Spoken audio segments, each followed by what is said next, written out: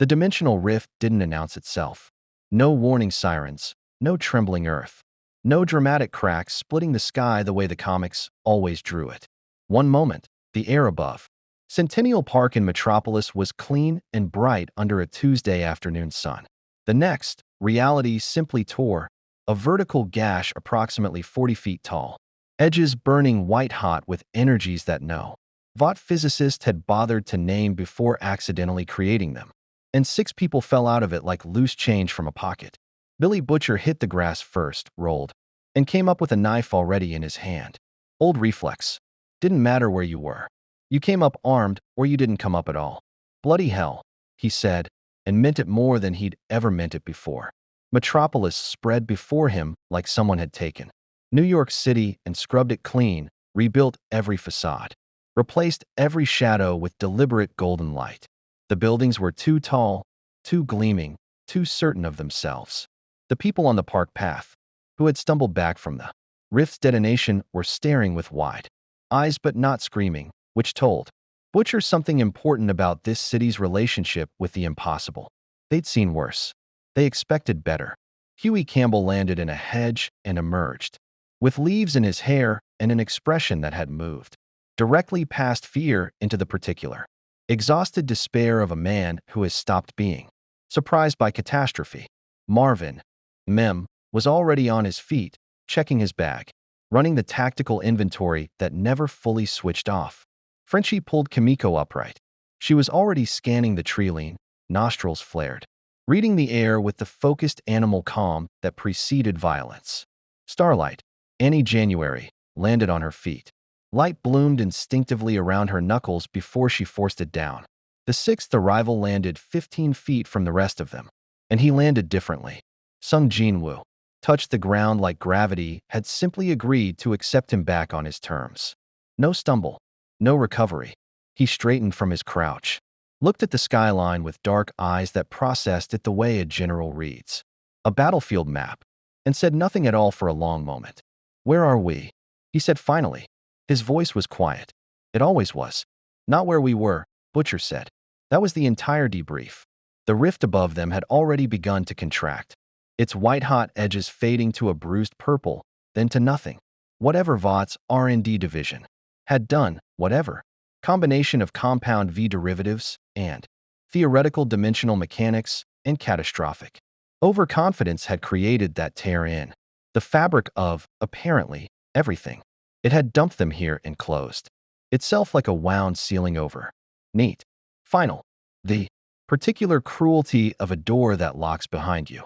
Frenchie was already on his phone. No signal. Wrong towers, wrong frequencies, wrong world, though it would take him another 6 minutes to articulate that last part. Pulled out a compact scanner that Starlight had always assumed was for compound V traces. He swept it across the horizon and watched the readings climb into ranges the device's manual had labeled impossible, recalibrate. That's not ambient radiation, said. That's something else entirely. Magic, Jinwoo said. Everyone looked at him. The dimensional dungeon I was tracking before. The gate pulled me in. The energy signature is similar, older, denser. This place has been soaked in it for a very long time. He paused. Centuries, maybe. Butcher processed this the way he processed most information that fell outside acceptable parameters. He filed it under operational reality, adjusted, and moved forward. Right.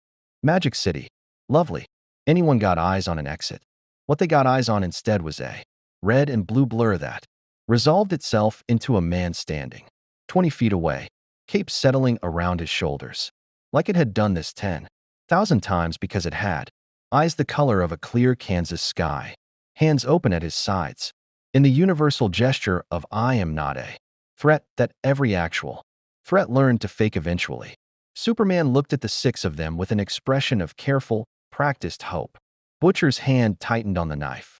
I'm not going to pretend I didn't see you fall out of a dimensional rift, Clark Kent said, because he never pretended about anything, which was itself a kind of power most people never learn to account for.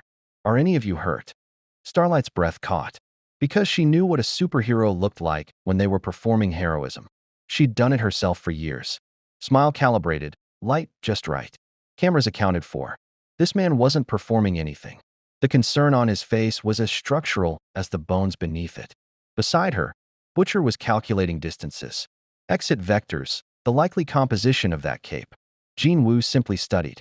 Superman with the patient attention of someone cataloging a new species. There was no fear in the assessment. There was also no deference. One apex predator recognizing another and waiting to understand the territory. "We're fine," Annie said, before Butcher could say something that started a war. "We just arrived. Unexpectedly." "I know," Superman said. "I heard the rift open from 3 miles away."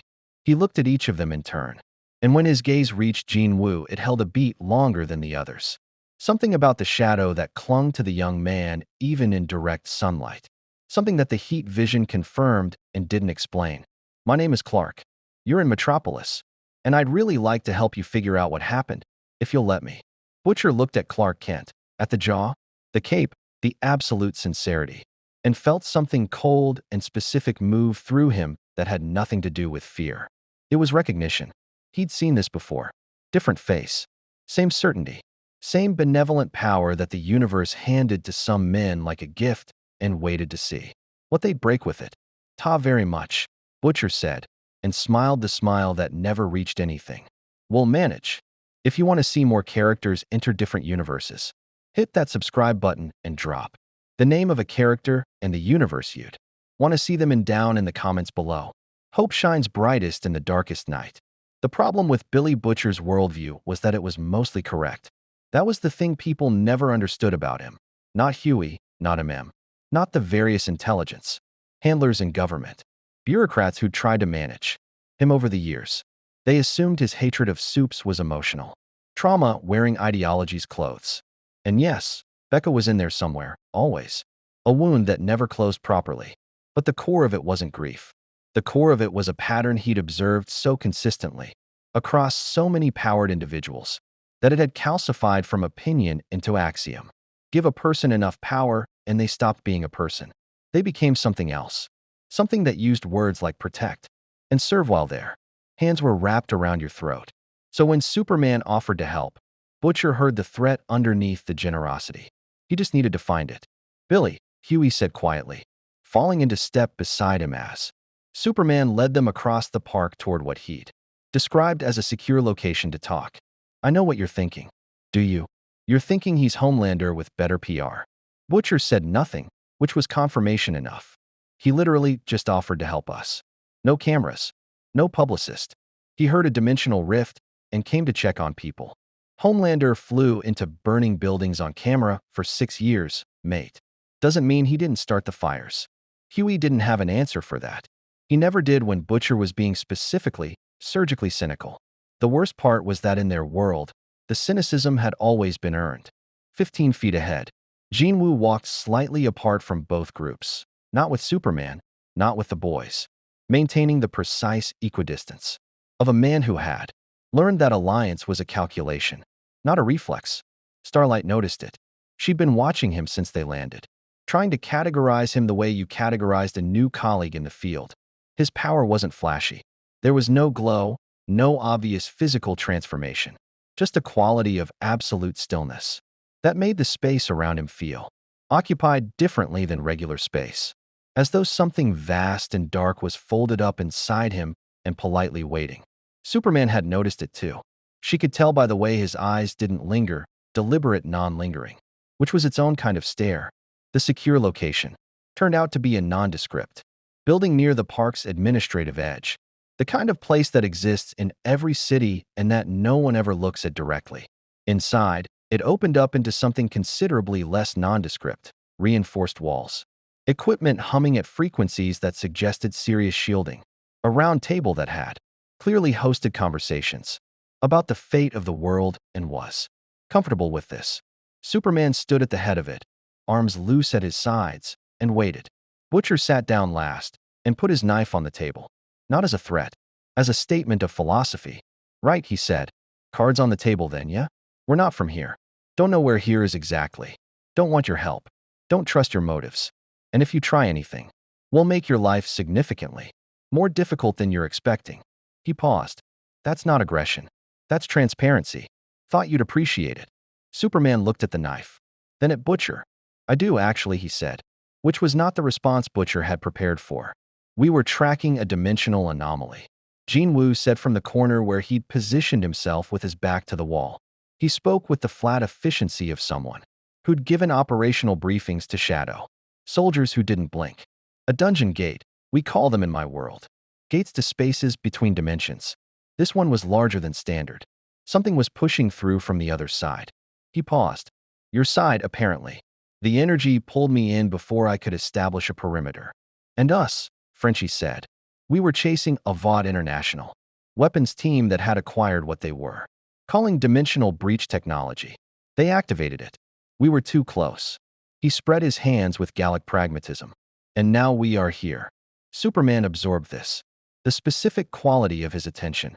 The way he listened as though what you were saying was the most important thing currently happening on the planet was deeply unsettling to everyone in the room who had spent their careers around people who listened only for leverage. Vought International, he said. I'm not familiar with the name. Lucky you, said. They manufacture superhumans, Starlight said. And her voice had the particular flatness of someone describing their own origin. Using a chemical compound called Compound V. They've been doing it for decades. The heroes you see on television in our world, the celebrity ones, the ones with the merchandise deals, Vought made them, owns them. She looked at her hands. Made me. The silence that followed was the specific kind that happened when a truth landed too cleanly to argue with. That's not how it works here, Superman said carefully. How does it work here? Annie asked. Clark Kent looked at her with an expression that was almost difficult to watch in its straightforwardness. People are born with abilities, or accidents happen, or they choose to build themselves into something. He glanced at the table. Nobody owns anyone. Butcher made a sound that was not quite a laugh. Something funny? Clark asked, and there was no edge in it, which was somehow worse than an edge. Not funny, Butcher said. Just, I've heard that before. That nobody owns anyone. Usually right before someone demonstrates otherwise. He leaned forward. You got a government here? Military? People who very much want to know what your lot can do and how to stop you doing it if necessary. Superman met his eyes. Yes. And they just let you operate. Out of the goodness of everyone's heart. It's complicated, Clark said. But yes. Mostly. Butcher sat back. Ours was complicated too. He picked up the knife. Right up until it wasn't. In the corner, Jin Woo said nothing. He was looking at the ceiling with an expression that might have been contemplation, or might have been listening to something no one else in the room could hear. The distant movement of shadows. Tracing the building's architecture, mapping exits. Cataloging the electromagnetic signature of the equipment around them with the patient thoroughness of a man who'd learned that preparation was the only thing that stood between you and the kind of death that didn't let you come back. He died once. He preferred not to repeat it. Whatever this world was, with its scrubbed clean city and its genuinely well-intentioned alien in a cape. It was already more complicated than it appeared. Every world was.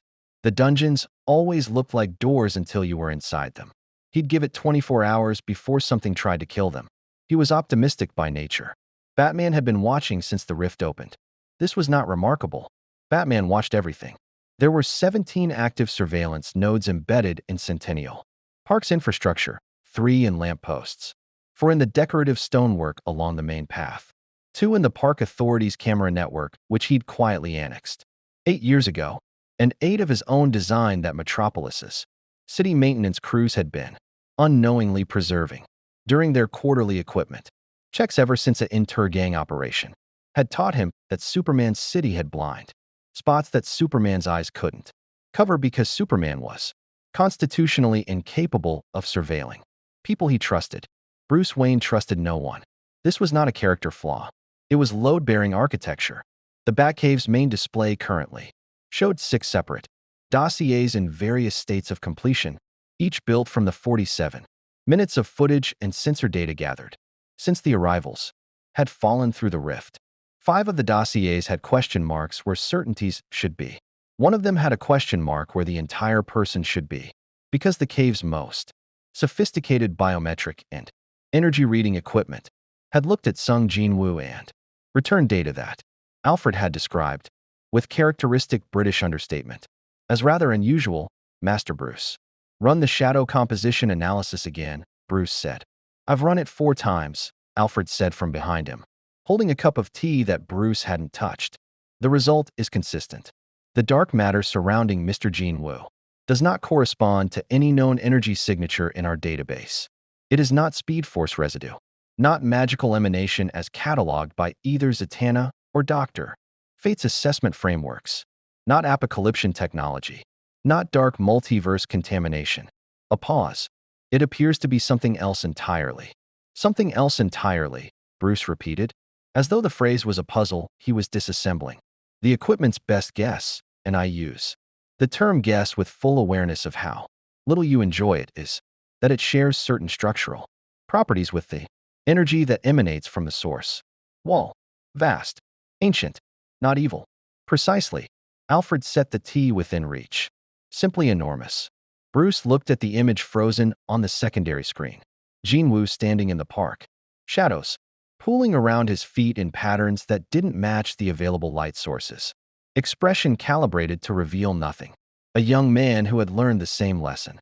Bruce had learned in a very different classroom that the face you showed the world was a tool, and tools were for building things or breaking them.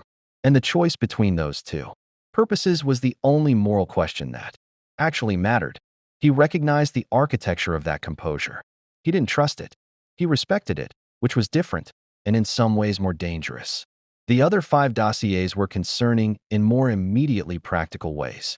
The woman they called Starlight, Annie January, was emitting photonic energy consistent with a Class 4 metahuman Absorban project light manipulation with demonstrated voltage output, that is, instruments placed somewhere between a lightning strike and a sustained electrical grid. In their world, manufactured. Here, she would qualify for Justice League consideration without a second vote. The fact that she was traveling with people who despised superhumans and seemed to have made peace with that contradiction suggested a psychological complexity worth understanding before assuming alliance. The one called Kimiko, no surname in any database, which was itself information, registered, no metahuman energy signature, and yet had demonstrated a healing factor during the landing that his instruments clocked at approximately 3 times. Deathstroke's documented recovery rate, enhanced but not powered. The distinction mattered tactically. Butcher, William Butcher. This one Bruce had cross-referenced against every intelligence database he maintained, which was most of them. The man didn't exist in any record he could access, which meant either their worlds' information architecture was radically different, or someone had been extremely thorough. What the footage showed him was more useful than any file. A man whose threat assessment ran continuously, who had identified 3 exit routes within 90 seconds of arrival, who had placed himself between Superman and the group's most vulnerable members without appearing to do so deliberately. A protector who would be appalled to be called 1. Dangerous. Specifically dangerous in the way that people without powers, who had spent their lives fighting people with powers, were dangerous. Not through strength, through accumulated knowledge of exactly where the seams were. The remaining 2, Frenchie and MM, were peak human operatives with specialist skills in ordnance, chemistry, and tactical planning respectively. Real threats in any scenario. Manageable in isolation. Not the priority. The priority was the file with the question mark. Bruce pulled up Jin-woo's energy readings again and mapped them against the shadow movement patterns his cameras had tracked across the building Superman had taken them to. The shadows moved, not with the light, independent of the light. They moved with a specific intentionality that suggested either remote-controlled constructs or autonomous entities operating under standing instructions. Either way, the building Superman considered secure had already been mapped by something that served the young man sitting quietly at the table inside it. Superman didn't know this. Bruce was going to have a conversation with Clark about the persistent optimism problem, but that was for later. He stood, crossed to the equipment bench, and opened the 3rd drawer from the left. Inside, in individual cases, were 7 items he'd developed over the past decade for contingencies that Clark would never approve of, and that Clark's continued safety required. He examined them with the clinical detachment of a surgeon reviewing instruments before an operation. Nobody hoped to need. For Starlight, insulated dampening mesh, frequency targeted. For the healing factor operative, nerve toxin variant. Bypasses cellular regeneration. For Butcher, nothing yet. The man was human. Bruce had 17 ways to neutralize peak human operatives without breaking a sweat. The compound V enhancement complicated things, but not terminally. For Jinwoo, Bruce looked at the empty case, where a contingency should be, and felt the specific discomfort of genuine uncertainty. He'd faced new gods. He'd faced Darkseid's Omega beams with nothing but contingency, planning, and the absolute refusal to accept that something couldn't be stopped. He'd built countermeasures for Clark, for Diana, for every member of the League. Because love without contingency was just trust, and trust without verification was negligence dressed as virtue. But the shadow readings from this young man suggested something that his equipment was struggling to frame. And Bruce Wayne's contingency plans required a framework, required knowing what you were planning against. Alfred, he said, get me Constantine. Alfred's expression suggested that fetching John Constantine ranked somewhere between negotiating within Turgang and cleaning the Batmobile's undercarriage on his list of preferred activities. Shall I warn him it's urgent?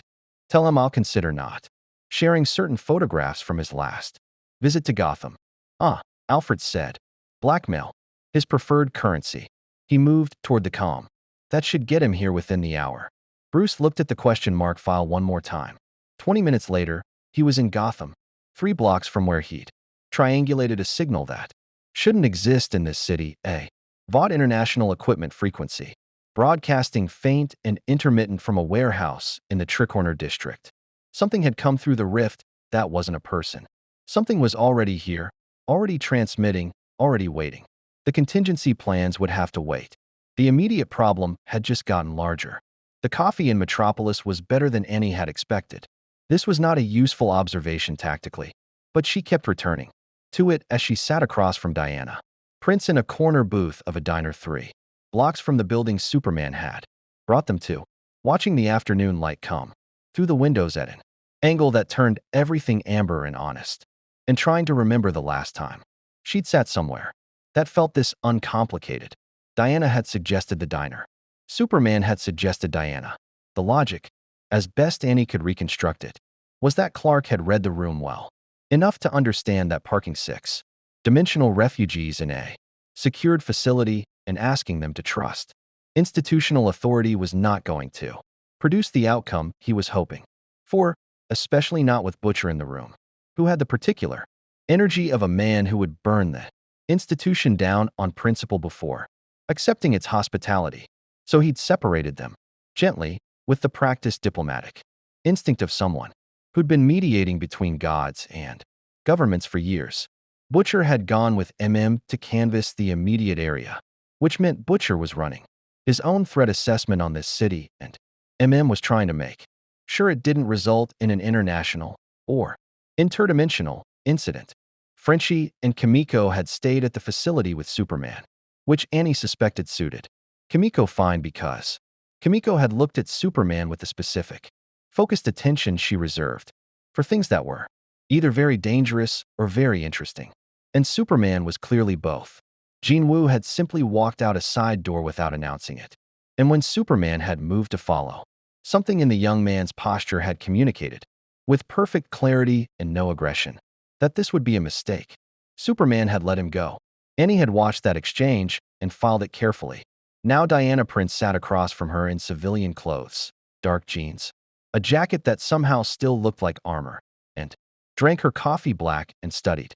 Annie, with eyes that had watched centuries accumulate and still managed to look present, genuinely present, like the person in front of her was the only thing in the world worth attending to. It was disarming in a way that Annie hadn't been prepared for.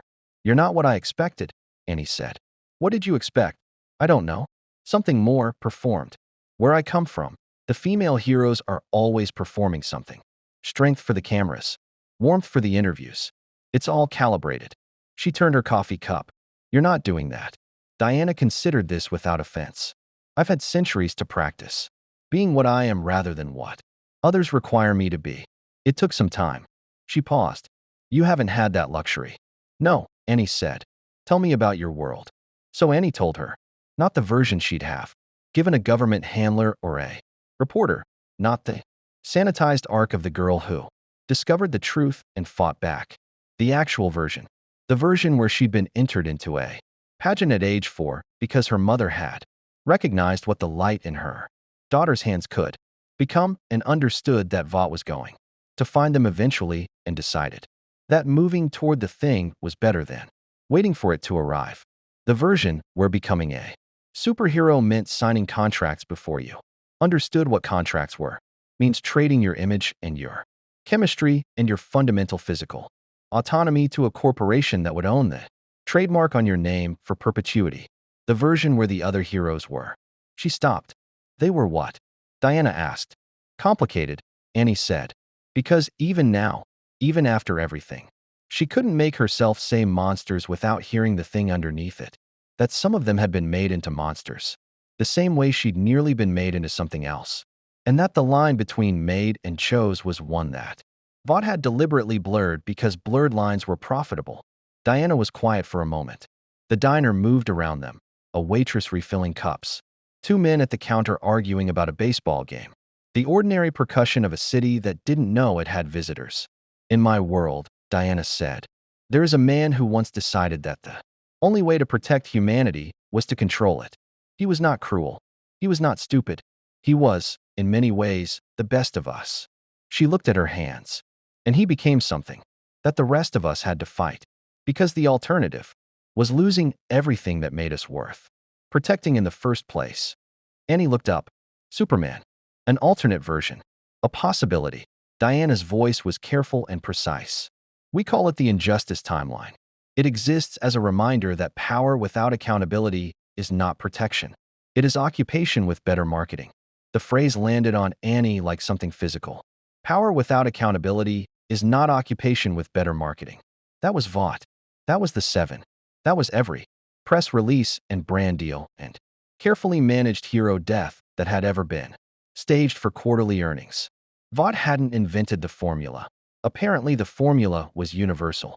Apparently it transcended dimensions, but they had perfected it, industrialized it, made it into something so normalized that most of their world had stopped seeing it as what it was. How do you stop it? Annie asked. Here. How do you keep it from becoming that? Diana met her eyes. We hold each other accountable. We argue. We disagree. We refuse to let anyone, including ourselves, become so necessary that they become untouchable. She paused. And we remember that strength is not the point. Strength is the tool. The point is what you build with it. Annie sat with that for a long moment. There's a man traveling with us, she said finally. Jinwoo. Sung Jinwoo. I don't fully understand what he is. Where I come from, the people with the most power are almost always the most compromised. Vought finds them or makes them, and then they own them, and then they use them, and the power just becomes another instrument of control. She paused. He doesn't feel like that, but he's operating at a scale that I don't have a framework for, and I don't know if that should reassure me or terrify me. Diana nodded slowly. I know the feeling. I have felt it looking at Clark. She almost smiled. I have felt it looking in a mirror. What do you do with it? You watch, Diana said. You remain honest about what you see. And you decide, when the moment comes, whether the person has chosen to be worthy of what they carry. She looked out the window at the metropolis afternoon. That is all any of us can do. Even gods. Annie followed her gaze. Somewhere in this city, Billy Butcher was building a case for why everyone with powers was eventually going to need to be stopped. Somewhere, Jinwoo was walking through streets that had no idea what was folded up inside him. Whatever had come through that rift alongside them was transmitting into the dark. And across from her, a woman who was genuinely, structurally, bone deep the thing that Annie had spent her career performing, was drinking black coffee and talking about accountability, like it was a practice rather than a performance. Annie thought, I want to learn how you do that. She didn't say it yet, but she thought it with the specific clarity of someone who had just identified, for the first time in years, something worth moving toward rather than away from. Amanda Waller had a gift for finding people before they knew they needed to be found. It wasn't supernatural. It wasn't even particularly sophisticated. At its core, it was the application of overwhelming institutional infrastructure to the problem of human location, combined with a risk assessment philosophy that could be summarized as identify the most dangerous variable in any situation and acquire it before someone less responsible does. She'd built Task Force X on that philosophy. She'd survived 4 administrations, 2 alien invasions, 1 reality restructure, and a dark side incursion on that philosophy. She'd looked Superman in the eye across a conference table and made him blink on that philosophy. So when a dimensional rift deposited 6 unknowns into Centennial Park, and Superman's response was to take them to coffee and have feelings about it. Amanda Waller's response was to open a new file and start making calls. The file currently had a name at the top of it in red. Sung Jean W.O. Shadow Monarch. Classification: existential. Not dangerous. Existential. There was a difference that mattered enormously to Waller's operational taxonomy. Dangerous meant a threat that could be managed through sufficient force, leverage, or containment. Existential meant a threat that, if mishandled, fundamentally altered the balance of power in ways that no subsequent force, leverage, or containment could correct. Existential threats required acquisition or elimination. No middle ground. No coffee. The satellite imagery from Centennial Park had been on her desk. Within 4 minutes of the rift closing, the energy readings from the monitoring equipment her people maintained throughout Metropolis, equipment that Superman tolerated because the alternative conversations were more exhausting than the surveillance, had been analyzed within 11. By minute 20, she'd watched Jean Woo walk out of Superman's secure facility, through a side exit, and disappear into Metropolis's street grid with the unhurried confidence of a man who understood that being followed was a fact of existence and had simply decided to be unbothered by it. By minute 35, she knew where he was. Not because her tracking equipment had found him. It hadn't. The shadow readings. Scrambled conventional surveillance with an efficiency that suggested either deliberate countermeasure or simple incompatibility between his energy signature and their sensors. She'd found him the old-fashioned way, by identifying where a person like him would go in an unfamiliar city. Not somewhere comfortable, not somewhere safe, somewhere elevated with clear sightlines and multiple exit routes and enough ambient activity to provide cover without providing obstruction. He was on the roof of a parking structure on the corner of Besselo Boulevard and Shot Street, sitting on the ledge with his feet hanging over a 6-story drop like the drop was a suggestion rather than a consequence, watching Metropolis arrange itself below him with the patient attention of someone who'd learned to read cities the way other people read faces. Waller sent 2 teams, not to extract, not yet, to assess. She needed to see how he responded to pressure before she decided what kind of pressure to apply. The first team was standard Task Force X support for operatives in civilian clothes, comlinked, non-powered, approaching from street level, with the practiced casualness of people who did this professionally. The second team was less standard 3 meta-capable operatives on loan from a program sheet, rather not name in documents, that might surface under FOIA requests, positioned on adjacent rooftops with equipment that had been specifically calibrated for metahuman suppression. She watched the operation through the lead operative's body camera feed. The street-level team made it to the parking structure's entrance before Jean Woo spoke. 4 on the ground, he said, from 6 stories up, without turning around. 3 on the rooftops to the north, east, and east-southeast. The one on the east-southeast building is carrying something that's been calibrated for metahuman suppression. I can feel it trying to read me from here. He paused. Tell whoever sent you that I'm not going to run, and I'm not going to fight, and the equipment won't work on me the way they're hoping, and ask them to come talk to me themselves if they want to understand what I am. Waller, watching from her office, felt the very specific sensation she associated with encountering a problem that was going to require creativity. She went herself. Not because he'd asked, she didn't respond to requests from assets or threats. And this individual was currently occupying both categories simultaneously. She went because the body camera footage had shown her something. In those 40 seconds of rooftop monologue that her risk assessment philosophy demanded she evaluate personally, the man had identified 6 operatives using senses that her briefing materials had not adequately described. He'd done it without looking. He'd announced it without alarm. And then he'd sat back down on the ledge and continued watching the city as though the entire interaction was a minor administrative formality he was willing to process at her convenience. That was not the behavior of someone afraid of Amanda Waller. In her experience, the people who weren't afraid of her fell into 2 categories: idiots who didn't understand what she represented, and individuals who had looked at everything she represented and correctly assessed that they were operating at a scale where institutional authority was a factor to be considered rather than a force to be obeyed. Jean Wu was not an idiot. She stood on the roof beside him, her security detail positioned at the stairwell door, because she drew the line at looking frightened and looked out at Metropolis spreading toward the horizon in its insufferable gleaming competence.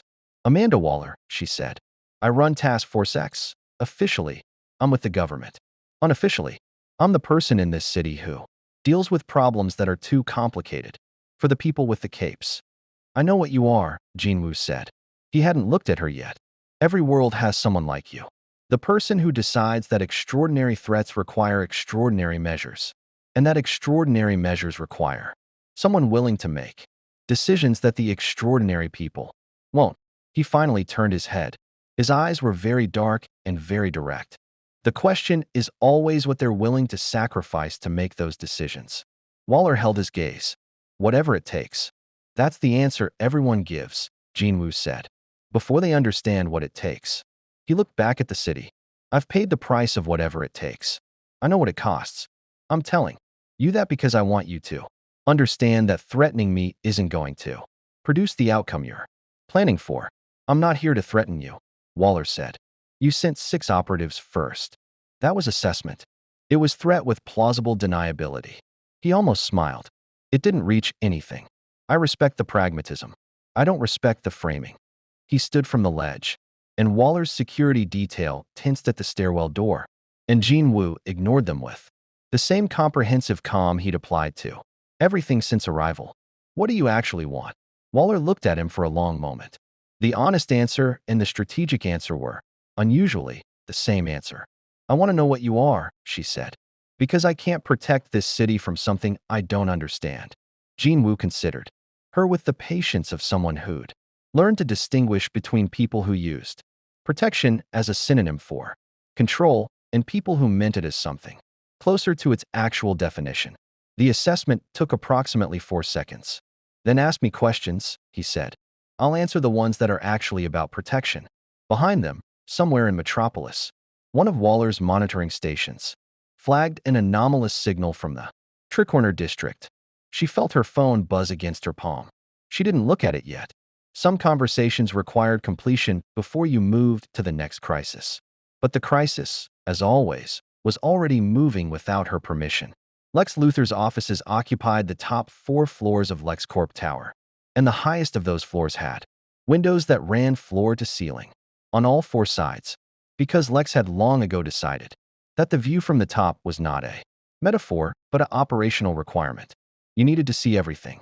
You needed to see Metropolis spread below you like a circuit board that someone else believed they were running, and you needed to feel the specific, clarifying anger of knowing that the alien in the Cape got credit for a city that human ingenuity had built, human hands had maintained, and human tax revenue had funded, while he floated above it all and accepted the gratitude with that smile that never acknowledged the condescension underneath it. Lex was in a good mood today. The rift had opened at 2:14 p.m. By 2:31, his people had full sensor readings on all 6 arrivals. By 3 o'clock, he had preliminary dossiers. By 3:45, he had something considerably more valuable than dossiers. He had a working theory about the technology that had created the breach, transmitted in fragmentary code from a source in the Tricorner district that his decryption team had been working on for the past hour and had just 17 minutes ago partially cracked. Vought International. He said the name aloud in his empty office, tasting it. A corporation from another dimension that manufactured superhumans, that had industrialized the process of creating powered individuals, owned them contractually, monetized them completely, and apparently had developed dimensional breach technology as a weapons application. Lex sat with this information the way a chess player sits with a discovered piece, not rushing, letting the implications arrange themselves into proper order. Superman believed that power and goodness were naturally compatible, that the right person with enough strength would inevitably choose to use it well. This belief was, in Lex's assessment, the most dangerous idea in the history of civilization, not because it was entirely wrong, but because it was wrong in exactly the ways that couldn't be corrected once the consequences arrived. And Vought International, operating from a different dimension, appeared to have spent decades demonstrating an industrial scale what Lex had been saying about Superman for years. Give people power. Own them. Watch what happens. The intercom chimed. Mr. Luthor, your 4 o'clock is here.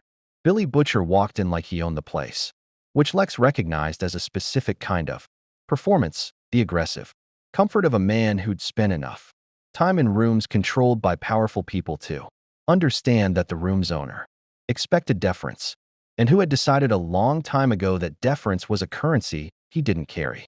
Lex appreciated that. He stood and extended his hand. Mr. Butcher, thank you for coming. Didn't have a lot else on, Butcher said, and shook it. His grip was calibrated, firm enough to communicate that he wasn't intimidated, controlled enough to communicate that he wasn't trying to prove it. Interesting. Nice office. Lot of windows. I like to see what's mine, Lex said. Thought that was Metropolis out there. For the moment, Lex gestured to a chair. Sit down. I'll have someone bring coffee. Skip it.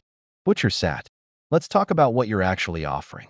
Lex sat across from him, folded his hands, and smiled the smile that he reserved for people he genuinely found interesting, which was a small enough group that the smile was relatively sincere. I'm offering you information. Specifically, information about Kryptonian vulnerabilities that my research division has compiled over 15 years of dedicated study. He paused. In your world, Compound V produces supes who approximate superhuman capability. Here, the original article is considerably more formidable. If your methods for dealing with powered individuals are calibrated to your world's scale, they may not translate. Butcher's expression didn't change. And what do you want for this information? Perspective, Lex said. You've spent your career fighting corporate manufactured superhumans. I've spent mine arguing that an alien with godlike power represents an existential threat to human autonomy, regardless of his intentions. I want to understand how your world handled it. What worked? What didn't? He leaned forward slightly. And I want you to help me make one specific point to this city's population in a way that's difficult to dismiss. What point? That's Superman's continued operation without human oversight is a choice this planet is making without fully understanding the alternative. Lex opened a folder on the table between them, photographs, sensor data, a timeline. Not an attack, not a smear, a demonstration. Factual, documented, verifiable. He slid it across. I want to show Metropolis what happens when you trust the alien unconditionally, and he decides that trust is no longer sufficient. Your world's version of this story would be rather compelling evidence. Butcher looked at the folder without touching it. The thing was, and this was the thing that Butcher hadn't told Huey, hadn't told hadn't told anyone, because saying it out loud made it something other than operational calculation. The thing was that he'd agreed to this meeting before Lex had finished making the offer. In the 45 seconds of phone contact that Lex's people had somehow arranged through means Butcher hadn't fully traced. He'd agreed because Superman's face kept appearing behind his eyes every time he tried to think clearly. And Superman's face looked too much like another face. And Butcher's relationship with his own rage was complicated in ways that therapy would have unpacked if Butcher had ever gone to therapy instead of using the impulse control energy for other things. He touched the corner of the folder. He didn't open it. The information about Kryptonian vulnerabilities, he said. Is it complete? Comprehensive, Lex said. Green kryptonite's properties you've likely inferred from dimensional research. But there are variants. Red kryptonite induces behavioral dysregulation, removes moral inhibition. Essentially, gold kryptonite if properly synthesized, removes powers permanently.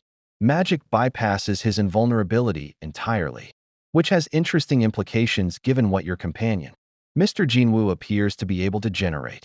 He paused meaningfully. And psychological vulnerability is perhaps the most underutilized vector. He cares enormously about specific individuals. Caring is its own kind of weakness. Butcher was quiet for a long moment. The quiet was doing a lot of work. Inside it, two versions of the same calculation were running simultaneously. The first version said, "This is intelligence gathering. Standard operational procedure. You learn what there is to learn, and you make decisions later." The second version said, "You walked into this room because you've already decided something. And the intelligence gathering is the story. You're telling yourself so you don't have to look at what you've decided directly." He'd had that second version before. It never ended well. He'd had it the night he'd made certain choices about Ryan, about the V, about what he was willing to become in service of what he was fighting. He recognized it the way you recognized a recurring dream, with the exhausted intimacy of something you'd never managed to wake up from early enough. He picked up the folder. He told himself it was operational. "I'll need time to verify the data," he said. "Of course," Lex said. "I'm a patient man." What Butcher didn't say, walking out 40 minutes later with the folder under his arm and the specific leaden feeling of a man who has made a choice he hasn't admitted to yet. He hadn't told the team he was coming here. He'd told he was doing perimeter assessment. He'd told Huey he needed an hour somewhere across the city. Huey Campbell was probably worrying about him with that specific brand of Huey worry that was equal parts genuine concern and moral weather system.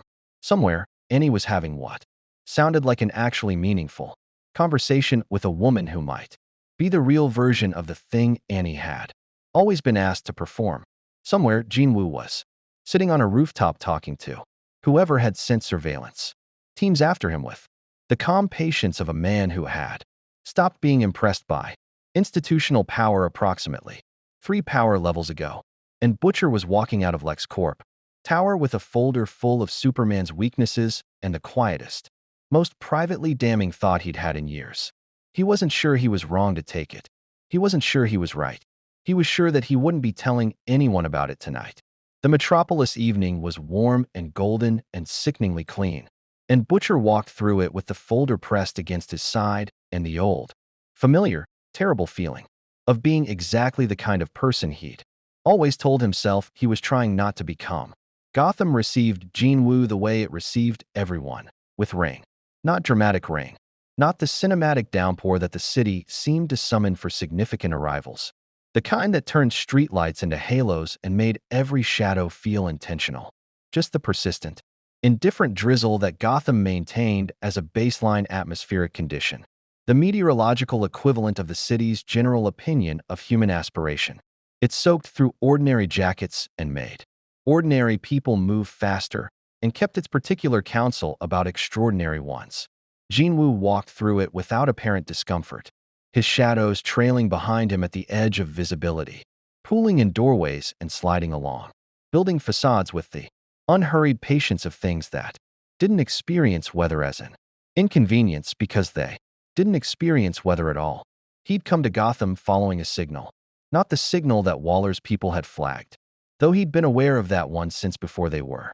The shadows having mapped the Tricorner district's energy signature within minutes of his arrival in Metropolis. He'd come following a different thread, one that the shadows had identified in the spaces between the transmissions. A secondary signature, biological rather than technological, human rather than mechanical, moving through the Tricorner warehouse district with the specific deliberate pattern of a professional conducting surveillance on the first signal. Someone else was already investigating. Someone who moved like a ghost and surveilled like a system and had been in this city long enough that the city's darkness had reshaped itself around their presence, accommodating them the way water accommodates a stone that's been sitting in the same place long enough. Jinwoo found the signal interesting. He followed it. He was on the 3rd floor of a condemned textile warehouse, crouched in a darkness that his shadows maintained regardless of ambient light conditions, watching the warehouse across the street through a gap in the corrugated wall, when the voice came from directly behind him. You've been following my surveillance pattern for 4 blocks. Jinwoo turned. Batman stood 6 feet away in the warehouse dark. And the first thing Jinwoo registered was that he hadn't heard him arrive.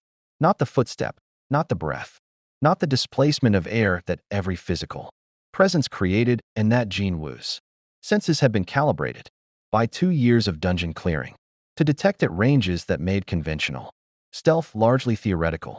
The man had simply appeared in a space that Jinwoo's shadows were actively occupying, without any of them registering his entry. He filed that away as important. I know, Jinwoo said. I wanted to see how long it took you to acknowledge it. Why?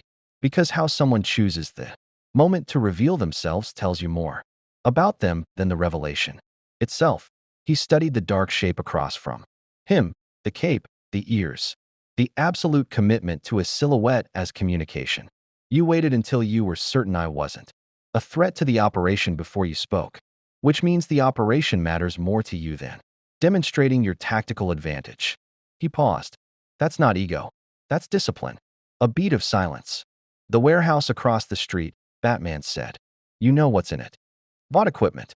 Came through the rift with us. Or slightly before. The signature is consistent with Vaught's dimensional breach technology, but the transmission pattern suggests it activated independently. Either it was sent through ahead of us as a forward asset, or the breach created a secondary aperture that deposited equipment separately. Jinwoo looked back through the gap in the wall. It's been transmitting for approximately 4 hours. Whatever it's calling, it hasn't received a response yet. Yet, Batman said. Yet, Jinwoo confirmed. The silence that followed was a working silence, 2 people, independently processing the same information toward conclusions they hadn't shared yet. The specific productive quiet of minds that operated in parallel rather than in sequence. Jinwoo had experienced it before. In debriefs with Gota Ruji and with the association's senior hunters. The rare conversations where the other person was moving fast. Enough that you didn't need to explain your reasoning, just your conclusions. He hadn't expected to find it here. You've been briefed on us, Jinwoo said. It wasn't a question. Since you landed, Batman said. Your shadow constructs are autonomous or semi-autonomous. They don't require your direct attention to maintain surveillance patterns, which means you've had continuous environmental mapping of a significant portion of Metropolis and now Gotham since approximately 20 minutes after arrival. He paused. That's not an accusation. It's an acknowledgement that you're more thoroughly informed about this city's layout than I'm comfortable with. I'm more thoroughly informed about this city's layout than you are, Jinwoo said. The shadows have been through every building in a 12-block radius. The structural weaknesses in the Tricorner districts, sewer access points alone would be useful to anyone planning a tactical withdrawal. Another silence. This one had a different quality. Why are you telling me that? Batman said. Because you already knew I was doing it. And pretending otherwise would be a waste of both our time. And because I want you to understand that I'm not concealing my capabilities from you as a strategic advantage. I'm operating transparently because the situation calls for it. Jinwoo looked at him directly. The Vought equipment across the street is calling for something. When it gets a response, this city is going to have a problem that requires more than one person to address. I'd rather spend the time before that happens, establishing a working relationship than maintaining tactical ambiguity. Batman studied him for a long moment with eyes that were doing something more complicated than observation, running calculations, building models, stress testing conclusions against alternative interpretations. Your companion, Batman said. Butcher. He met with Lex Luthor this afternoon. Jinwoo's expression didn't change, but something behind it shifted, a slight recalibration. The internal adjustment of a model updating against new data. I didn't know that. He told your team he was doing perimeter assessment. I know what he told the team. Jinwoo was quiet for a moment. What did Luthor offer him? Kryptonian vulnerability data, in exchange for Butcher's cooperation in a public discrediting campaign against Superman. Batman's voice was flat and precise. Butcher took the folder. The rain against the warehouse roof filled the space where Jinwoo's response would have been. He looked out at the street, at the Gotham evening arranging itself in grays and amber and the specific darkness that this city maintained as a point of civic identity, and thought about Billy Butcher with the careful, uncomfortable attention of someone who'd recognized a pattern. He'd met people like Butcher before, not in this world, in his own, in the years before the system, in the associations, political machinery where competent people with legitimate grievances and genuine wounds made decisions that their wounds had already made for them and called it strategy. Butcher's hatred of powered individuals was real, and it was earned, and it was also, Jin Woo suspected, the kind of thing that could be picked up and used by someone patient enough to wait for the right moment. Luther had waited 4 hours. "We need to move on the warehouse tonight," Jin Woo said, "before whatever it's calling arrives and the situation becomes reactive." "Agreed," Batman said. "And we need to deal with the Butcher situation before it becomes something that can't be walked back." "Also agreed." Batman moved to the gap in the wall, looked across at the warehouse, with the focused assessment of a man running tactical scenarios at speed. "Can your shadows suppress the transmission signal without alerting whatever's monitoring it remotely?" Jin Woo considered. "For approximately 90 seconds. Before the disruption pattern becomes identifiable, long enough to get inside before they know we're there." "That's enough," Batman said. They moved. And the thing about watching Jin Woo and Batman cross a Gotham street together in the rain toward a warehouse full of dimensional weapons technology was that the city seemed to absorb them both without comment. The shadows and the Dark Knight, occupying the same darkness with a compatibility that suggested the darkness recognized something in each of them, not goodness, exactly, and not evil, but the particular quality of people who had looked into the worst things imaginable and decided to walk toward them rather than away. The warehouse door opened under Batman's hands in 11 seconds. The shadows went in first. The warehouse was a staging ground, not for what had already arrived, for what was coming. Jin Woo understood this within 30 seconds of the shadows moving through the interior, their reconnaissance feeding back to him in the wordless sensory language that had replaced conventional intelligence, gathering somewhere around the time he'd stopped being the weakest hunter in Korea and started being something that didn't have a clean category. The shadows read the space the way water reads a vessel, completely, immediately, without the selective attention that human perception applied to environments. They found the equipment banks along the eastern wall, the dimensional resonance emitters, arranged in a configuration that was clearly preparatory rather than operational. The Compound V storage units that were refrigerated and sealed and contained enough synthesized superhuman enhancement formula to dose approximately 300 individuals, and the weapons cache that was specifically, deliberately, carefully calibrated for use against Kryptonian biology, not against supes. Against Superman specifically. Batman was at the equipment bank in 4 seconds, his analysis kit open, running readings, with the compressed efficiency of someone who'd learned to extract maximum information in minimum time because the alternative was usually an explosion. His expression, what Jin Woo could read of it under the cowl, had moved from tactical assessment to something colder and more specific. "This was prepositioned," Batman said. "The breach didn't deposit this equipment incidentally. Someone planned for this arrival, planned it in advance." He pulled a data chip from the primary emitter unit and slotted it into his own analyzer. The dimensional targeting coordinates were set before the rift opened. Metropolis. Specific district. Specific warehouse. He looked up. Someone on your side of the dimensional divide knew exactly where they were sending this.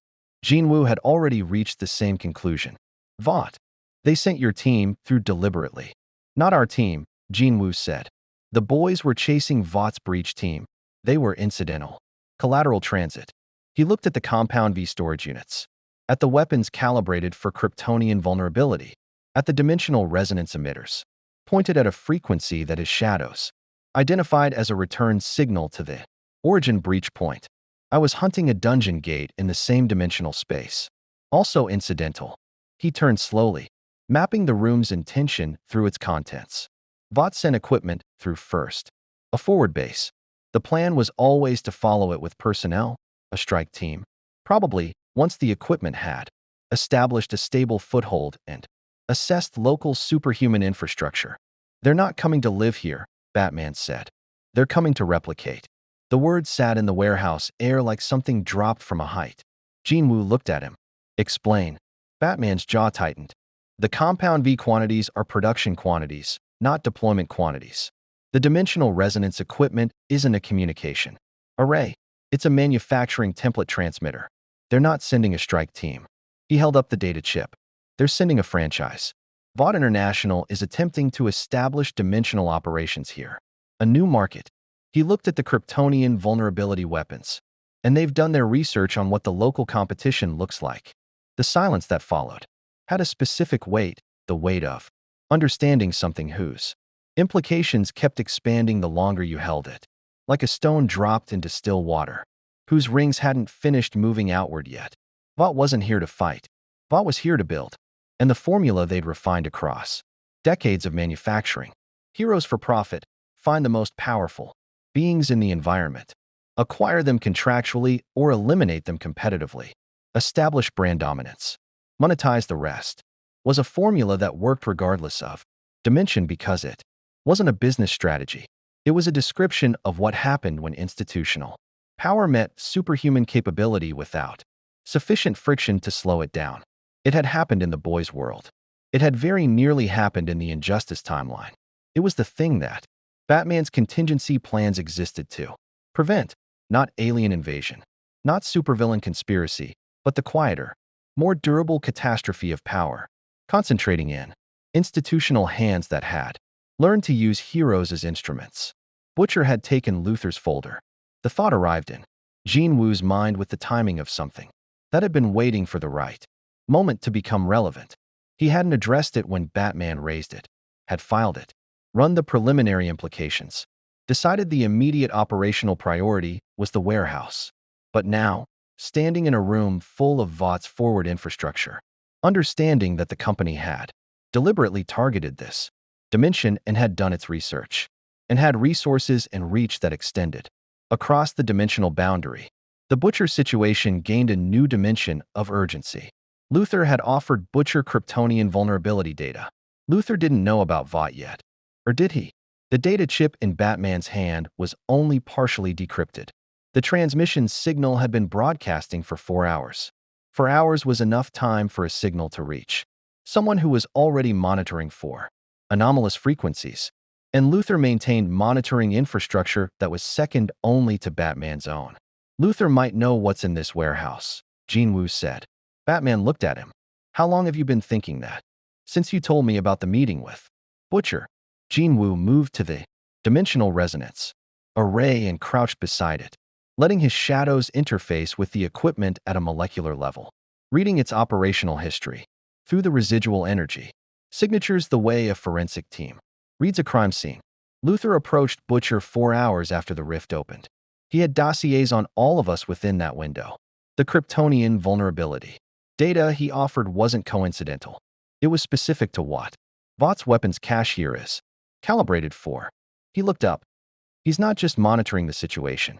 He's been in contact with Vought, or he's intercepted enough of their transmissions to understand their operational intent. Batman was very still in the way that he became very still when he was running calculations that required absolute quiet. If Luthor is coordinating with Vought, he's not coordinating, Jinwoo said. Luthor doesn't coordinate with anyone. He's using them. The same way he's using Butcher. The same way he uses everything as a vector. For a conclusion he's already reached. He stood.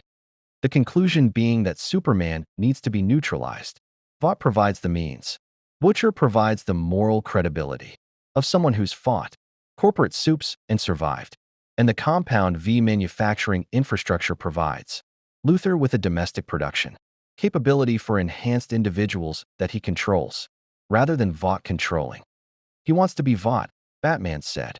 Not a question. He wants to be what Vought could have been if it had been run by someone who understood that the point wasn't the heroes. Jinwoo said. The point was the infrastructure. The equipment bank chose this moment to change its behavior. The transmission signal shifted frequency, a short, decisive modulation that Jinwoo's shadows registered as a response pattern. Not the return signal they'd been monitoring. Something new. Something that had been waiting on the other side of the Dimensional boundary for the staging ground to confirm readiness. The VOT strike team had just received the warehouse's all clear. Batman moved to the emitter array with a device Jinwoo hadn't seen him produce. I can collapse the resonance frequency. Make this location appear non-operational to whatever's monitoring from the other side. Buy us time. Do it, Jinwoo said. How long? 6 hours. Maybe 8. Enough to get everyone together and deal with the butcher situation before the strike team finds another entry point. Jinwoo looked at the Compound V storage units. We'll need to move this. Already arranged, Batman said, which told Jinwoo that the contingency planning for this scenario had been running since Batman had first analyzed the warehouse contents, probably before Jinwoo had finished his own assessment, which was either impressive or alarming or both simultaneously. There's a secondary issue. There's always a secondary issue. Batman looked at him with something that might, in different light, have been the beginning of professional respect. The Compound V stores, if VOT synthesized, it for this dimension's power scale, calibrated for Kryptonian biology, it's not the same formula as what your world uses. The enhancement ceiling is considerably higher. He paused. And Butcher has demonstrated he's willing to use Compound V on himself under operational pressure. Jinwoo absorbed this. Butcher with a folder full of Superman's weaknesses, a head full of ideology, and access to a Compound V formula calibrated for Kryptonian scale enhancement. The shadows moved restlessly at the edges of the warehouse, responding to something in his focus. The vast dark army that existed at the boundary of his will, stirring like a tide responding to the moon. He brought them still with the practiced control of a man who'd learned that the power's first obligation was to the hand that held it. Outside, Gotham's reign continued its patient and different work. Inside, the clock had just started. The call went out at 11:47 p.m., not through official Justice League channels. Batman had bypassed those deliberately, routing instead through the secondary communication network he maintained for situations where the official channels were either compromised or insufficient, which in his experience was most situations that actually mattered. The message was brief and specific: location, time, attendees required. No explanation. The explanation was for the meeting. Superman arrived first because Superman always arrived first. The yellow sun having given him a relationship with distance that made punctuality less a virtue than a physical constant. He landed on the warehouse roof where Batman had established a temporary operations point and looked at the assembled group below through the skylight with the specific expression he wore when he was preparing to receive information that was going to be worse than he was hoping. It was always worse than he was hoping. He'd learned to prepare for this. Wonder Woman arrived 40 seconds later, dropping from the Gotham sky with the controlled precision of a warrior who'd spent centuries perfecting the difference between landing and arriving. She assessed the room in one sweep, the equipment, the people, the specific tension that had settled between the boys and the empty space where Butcher should have been standing. And her hand moved unconsciously to the hilt at her hip before she brought it still. Had his arms crossed and his jaw set in the particular configuration. That meant he'd been doing the math on something he didn't like, and the math kept coming out the same wrong answer. Frenchie stood beside Kimiko, who was watching the door with focused animal patience. Starlight was next to Diana, close enough that the proximity communicated something about the afternoon's conversation that words hadn't finished establishing yet. Jinwoo stood apart. His shadows were everywhere. "Where's Butcher?" Superman asked. "That," Batman said from the operations table, "is the first item on the agenda." He put the folder on the table. Luthor's folder, recovered from Butcher's jacket during the 40 seconds in the Gotham warehouse when Jinwoo had occupied Butcher's attention at the entrance, and Batman had performed what he would later describe in his case notes as a necessary retrieval of compromised intelligence materials, and what Butcher, when he found out, was going to describe, using language that would require significant editorial intervention. Looked at the folder, then at Batman. He went to Luthor. "This afternoon, while he told you he was running perimeter assessment." The silence that landed on MM's face was the silence of a man who was not surprised and was furious at himself for not being surprised. How long has Luther had him? One meeting. But Luther doesn't need long. Batman opened the folder to the central document, the vulnerability matrix. Kryptonian biology cross-referenced with available countermeasures. Organized with the meticulous clarity of 15 years of dedicated research. He gave Butcher this in exchange for cooperation on a public discrediting operation against Superman. Butcher took it. Superman looked at the folder with an expression that had moved past hurt into something more complicated. Not anger, not betrayal exactly, but the specific weary recognition of someone who understood why this kept happening and found the understanding no comfort at all. He thinks I'm Homelander, he said quietly. He thinks every powered individual is Homelander waiting for sufficient provocation, Jean Wu said. He's not entirely wrong. That's what makes him dangerous. Diana looked at Jean Wu with sharpened attention. You're defending him. I'm contextualizing him. There's a difference. Jean Wu moved to the table. In his world, the framework he's developed has kept people alive. The problem isn't the framework. The problem is that he's applying a dimensional context, a specific, corporate, manufactured superhuman context, to a universe where the variables are different, and he doesn't know how to distinguish between them yet, because the emotional infrastructure he uses to make decisions predates the intellectual capacity to make that distinction. Huey, who had been very quiet in the corner with the expression of someone processing multiple things simultaneously, said, he's going to try something tonight. Everyone looked at him. I know Billy, Huey said. I've known Billy for years. He took that folder because he'd already decided something, and the folder was him giving himself permission. He looked at Superman. He's not going to use it for Luther's discrediting campaign. He doesn't do other people's work. He's going to use it for himself. Tonight. Because he's in a city with the most powerful being he's ever encountered. And he's been in this dimension for less than 12 hours, and his entire psychology is built on the principle that you don't wait until the threat activates. Superman absorbed this. He's going to try to neutralize me preemptively. He's going to try to prove that he can, Huey said. Which is different. Billy doesn't actually want to hurt you.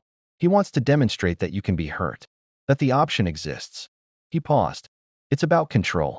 It's always about control. Batman had already pulled up the tracking data. His signal went dark 40 minutes ago, which means he found the tracker I put on him at the facility and removed it, which means he's been planning this long enough to account for surveillance. He looked at Starlight. Can you find him? Annie closed her eyes. The light in the room shifted almost imperceptibly, a subtle brightening. A calibration. Light sources in a 6-block radius are feeding back to me. There's a dampening field too. Blocks north, something blocking photonic input from inside a specific building. She opened her eyes. He's found somewhere dark. Deliberately dark. He has the compound V, Jean Wu said. The Kryptonian calibrated formula from the warehouse. He took a unit when we were moving the stores. He said it without accusation, which somehow made it worse. I let him take it. Stared at him. You what? He needed to make the choice, Jean Wu said. Stopping him from taking it wasn't going to address the decision underneath the action. He needed to make the choice and face it. He looked at Superman. And you needed to know what he was capable of choosing. That information has value. The room held this for a moment that felt longer than it was. Then the building 2 blocks north exploded. Outward in a concussive wave of blue-white light that shattered every window on the block and hit the warehouse roof like a physical blow. And the communications array lit up with 12 simultaneous alerts. And through the fractured skylight, the Gotham sky turned briefly, catastrophically bright.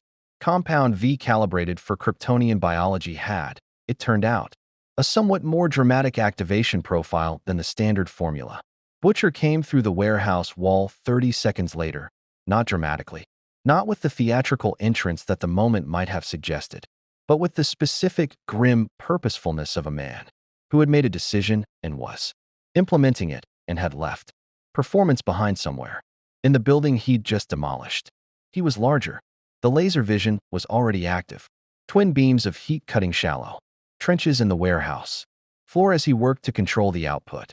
His skin had the faint luminescent quality of someone whose biology was processing more energy than it had been designed to handle. He looked at Superman. Superman looked back. Right, Butcher said. His voice was the same. That was the thing. Everything had changed and his voice was exactly the same. That flat London pragmatism that had survived everything else. Let's see what you're actually made of then. What followed lasted 11 minutes. It was not a clean fight. It was not a demonstration. It was the specific brutal collision of a man with a lifetime of learned fury and a temporarily Kryptonian calibrated body against a man who had spent years learning how to absorb the worst that people could bring him without breaking the things he'd promised not to break. Superman didn't fight back, not fully, not with the heat vision, not with the speed that could have ended it in 4 seconds. He absorbed. He redirected. He took hits that left impact, craters in the warehouse floor, and came back to the same position, the same expression, the same patience that Butcher found more infuriating than any counterattack could have been. Jinwoo watched and did not intervene. Neither did Wonder Woman, though her hand stayed at her hilt and her eyes tracked every movement with warrior precision. It was Kimiko who ended it. She hit Butcher from the left at full speed, the healing factor and the enhanced reflexes combining into something that had never been cataloged because Kimiko had never been fully cataloged, and the impact spun him sideways.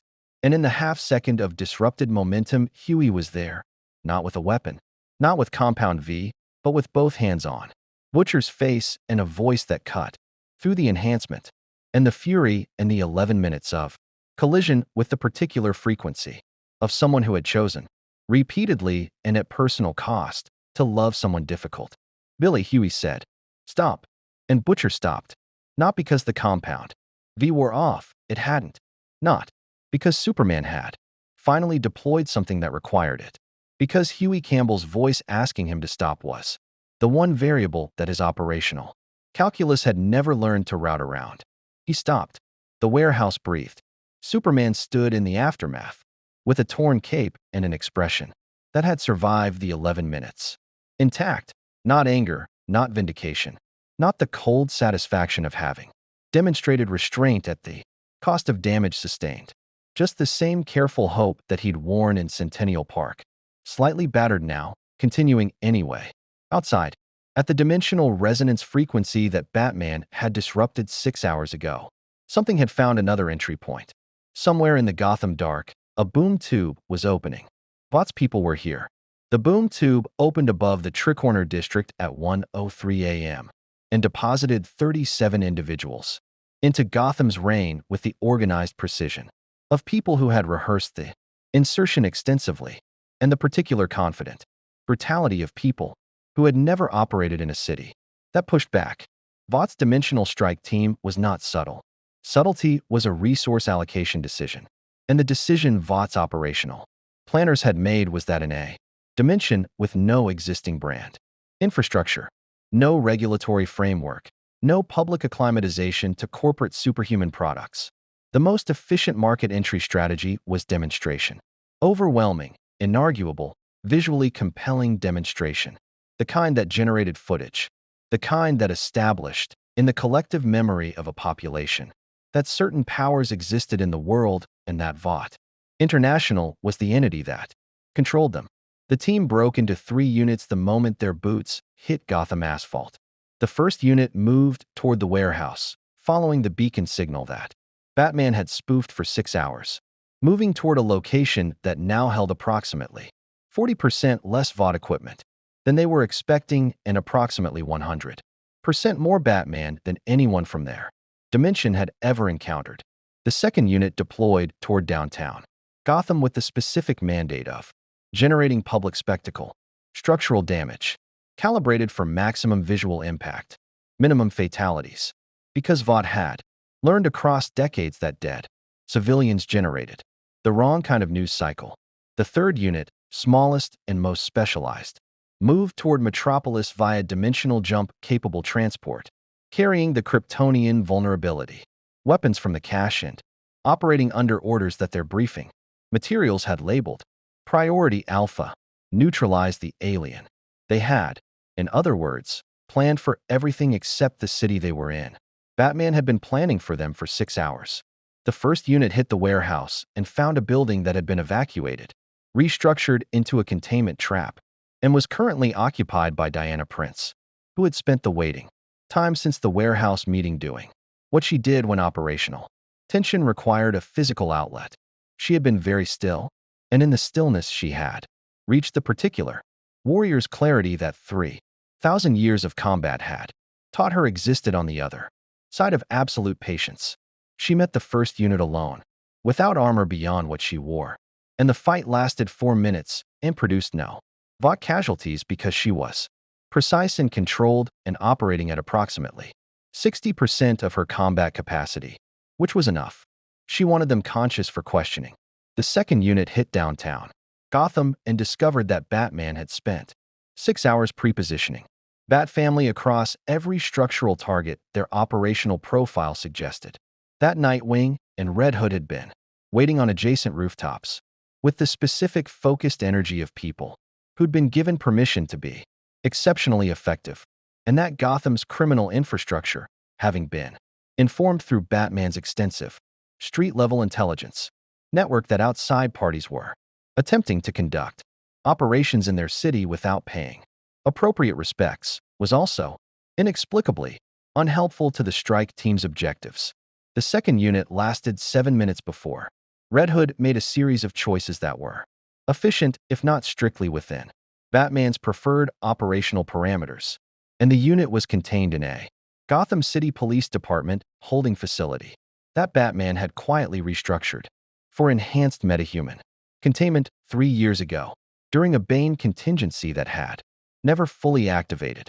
The third unit, moving toward Metropolis, met Superman above the city line. He'd been tracking their transport since it separated from the main group. The Heat Vision had identified the Kryptonian vulnerability weapons in their cargo before they'd crossed the bridge, and he'd made the specific calculation he always made when facing situations that could be resolved through speed versus situations that required the slower, more demanding work of remaining present for everything that came after. He'd chosen speed because the weapons were a problem he could address immediately, and the everything after was already in motion and needed him somewhere specific. He took the transport apart with surgical precision, disabling propulsion without rupturing the weapon's cache, and set it down on a Metropolis rooftop with the controlled care of someone who understood that the difference between heroism and destruction was often just the quality of attention you brought to the landing. The third unit's 12 members sat on the rooftop in the rain and looked at Superman standing among them and performed the specific recalibration of people whose operational briefing had described the target's capabilities accurately, but had somehow failed to convey what it felt like to be in the room with them. He extended a hand to the nearest operative. "You okay?" he said, because he always said that first. The VOD equipment that remained in the warehouse, the Compound V production stores, the dimensional resonance infrastructure, the manufacturing template transmitters, was in Justice League custody by 3 a.m., transferred to a secure facility whose location existed in Batman's records under an encryption key that he hadn't shared with anyone, including Superman, which was exactly the kind of decision that made Clark's jaw tighten and that Bruce had decided years ago was a tension he could live with, because the alternative was a gap in the containment architecture that he couldn't. By 4 a.m., the dimensional resonance frequency had been fully collapsed. The breach point was closed. Whatever monitoring infrastructure Vought maintained on the other side of the dimensional boundary would be reading a location that no longer existed as a viable operational theater. Butcher sat on the warehouse floor with his back against the wall and his knees drawn up in the Compound V, metabolizing through his system in the slow, grinding way that enhanced substances left the body, not cleanly, not quickly, leaving behind the particular physical residue of having been briefly more than human and the particular psychological residue of everything that had led to the decision to try. The luminescence was gone. The laser vision was gone. He looked, in the fluorescent half-light of the warehouse aftermath, like what he was, a man in his late 40s who had been fighting a war for years without sufficient sleep or sufficient reason to stop. Huey sat beside him, not talking, just beside him, which was what Huey did when talking would be the wrong instrument. Superman crouched in front of them both, Butcher looked at him with eyes that had run out of the specific energy that contempt required and hadn't yet replaced it with anything. Go on then, he said. Say it. Say what? Whatever you say. The speech. You're better than this. You can be more than this. I believe in your capacity for growth. Butcher's voice was flat and exhausted. Whatever the good ones say when the bad ones lost. Superman was quiet for a moment. I was going to say that you hit pretty hard. Butcher stared at him. The fourth impact. Left side. I felt that one. Clark almost smiled. I wanted you to know it wasn't nothing. The thing that moved across Butcher's face in the following seconds was something that had no clean name, not softening exactly, not conversion, not the dramatic interior collapse that stories use to signal transformation. Something smaller and more durable than any of those. The specific microadjustment of a worldview encountering data that doesn't fit its categories and deciding, for the first time in a long time, to make room for the data rather than discard it. He didn't say anything. He didn't need to yet. Jinwoo found the roof above the warehouse at 4:30 a.m. and stood in the rain that Gotham maintained with such democratic persistence, looking out at a city that had processed the night's events with its characteristic grim absorption and was already moving forward the way cities did, the way anything did that had learned to survive itself. The shadows spread around him in all directions, reading the city's aftermath, cataloging the places where the night had left marks and the places where it hadn't. 37. Vought operatives in custody. Dimensional breach closed. Compound V store secured. The immediate crisis resolved. With a completeness that is operational. Experience recognized as rare. Most crises resolve partially, leaving threads that became the next crisis's first act. This one felt finished. He knew better than to trust that feeling. The Vought signal from across the dimensional boundary had gone dark when the breach closed, but dark wasn't gone. Vought International had spent decades demonstrating that institutional persistence was its core competency, that it absorbed setbacks and regulatory pressure and whistleblowers and congressional investigations, and kept moving because the infrastructure was larger than any single operation and the capital was deeper than any single loss. They had attempted dimensional expansion once. The attempt had failed. The data from the attempt, including everything the staging team had observed before capture, had returned to them through whatever monitoring architecture survived the breach closure. They would learn. They would adapt. They would try again with better information. And somewhere on the other side of a dimensional boundary that was currently closed but not permanently sealed, Vought's analysts were already writing the debrief. Batman appeared beside him without sound, which Jinwoo had decided to stop registering as remarkable and start accepting as a feature of the man's particular relationship with space. The breach is closed, Batman said. For now. For now, Batman agreed. He stood beside Jinwoo in the rain with the ease of a man who had long ago made his peace with Gotham's weather as a condition of operation, rather than an inconvenience. I've begun work on a dimensional monitoring system, something that can identify Vought's specific frequency signature and provide advance warning of subsequent breach attempts. How long? Weeks, if Constantine helps. Months without him. A pause. He's agreed to help. I have photographs. Jinwoo looked at him. Of Constantine, it's better not to know the details. They stood in the rain for a moment that had the specific quality of aftermath. Not peace exactly, but the temporary suspension of active crisis that passed for it. You're staying, Batman said. It wasn't a question. The breach is closed from this side, Jinwoo said. I don't have a mechanism to reopen it from my end, and even if I did, returning before Vought attempts a second breach would leave this dimension without anyone who understands their operational methodology from direct experience. He looked at the city. And I want to understand this world. What it is. What it's trying to be. It's trying to be hope, Batman said. With mixed results and significant ongoing effort. Most worthwhile things are below them, through the warehouse skylight. The light that was starlight moved between the people she'd arrived with and the people she'd encountered here, illuminating both with the same quality of brightness. And the distinction between the two groups had shifted across the night into something more complicated and more honest than the clean division they'd landed with. Huey was talking to. Superman with the halting sincerity of someone discovering that a thing they'd been told to fear was capable of listening. Diana and Kimiko were communicating in the specific economy of people who didn't share a language but shared a sufficient number of other things to make language secondary.